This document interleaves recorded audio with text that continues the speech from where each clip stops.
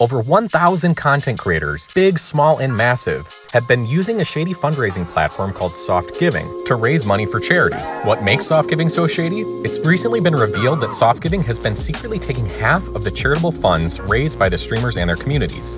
In fact, there's a good chance they've been taking more than that. We'll get to that shortly.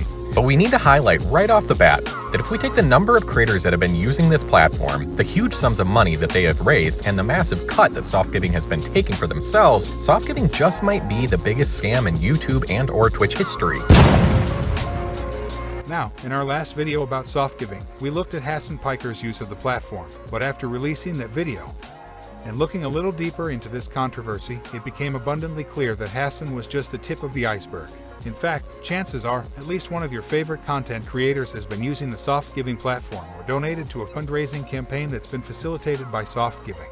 Look at some of the biggest creators that have gotten involved with Softgiving: Hasan Piker, Keemstar, J-Slat, Ismangold, Ludwig, Mizkif, XQC, Donut Operator, Austin Show, and the gamer collective that can't seem to stay clear of controversy, FaZe Clan. But there are hundreds more, and if you check out the pinned comment below, you'll be able to see a list of all of the streamers currently found to be connected to Softgiving.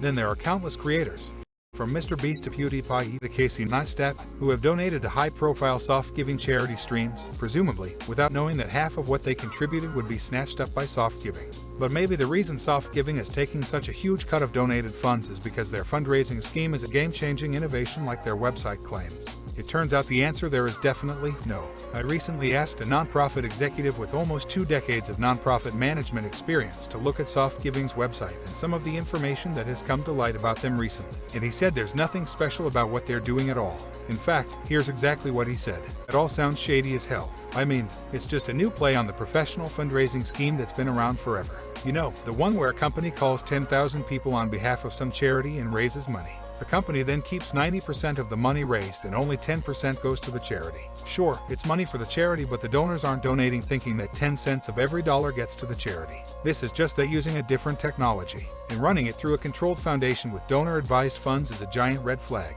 Unless they're disclosing up front that they are keeping 50% of the proceeds and how much they are taking as it washes through the foundation, then it's likely unethical. It's not unusual for foundations to keep 10 to 15% for operating costs. So now they are keeping almost 70% of the funds. It's really not new or innovative. Same bullshit, different media. It's not illegal. It is unethical. It's important to note that these content creators and their communities worked hard to raise these funds, so directing anger at them doesn't make sense. While there's a conversation to be had about a creator's responsibility to be more careful about who they're partnering up with, based on everything I have seen, the massive cuts that Softgiving was taking of those donations was done without the creator's knowledge and therefore the creator's community's knowledge too. And that's the real problem here. No one is going to donate to a charity if they knew that half of their donation is going to go into the pockets of a professional fundraising company. No streamer is going to get on board with an arrangement like that either. And that's likely why Softgiving had streamers and charities sign non-disclosure and non-disparagement agreements, because in doing so, anyone who signed an agreement like that is legally bound to keep quiet about their experiences with Softgiving and cannot hold the platform accountable or speak out about their experiences. And ultimately, this is the real tragedy of scams like this one run by Softgiving. Charitable giving should be encouraged. But when the truth eventually comes out about schemes like this one, it can really shake a person's confidence in engaging in charitable work in the future. So, whatever has been going on with Softgiving, it's really important to acknowledge the good work that these content creators did to raise money for their chosen charities, while also acknowledging the importance of understanding, clearly, where any of your donations are going up front. Because if you're not careful, you'll run into a situation like with Softgiving, where creators and their community believed they were doing the right thing and making a difference. But unfortunately, they were unknowingly enabling a platform to take advantage of their hard work, dedication, and good intentions. So what can we do about this? First and foremost, we need to raise awareness about what Softgiving is doing.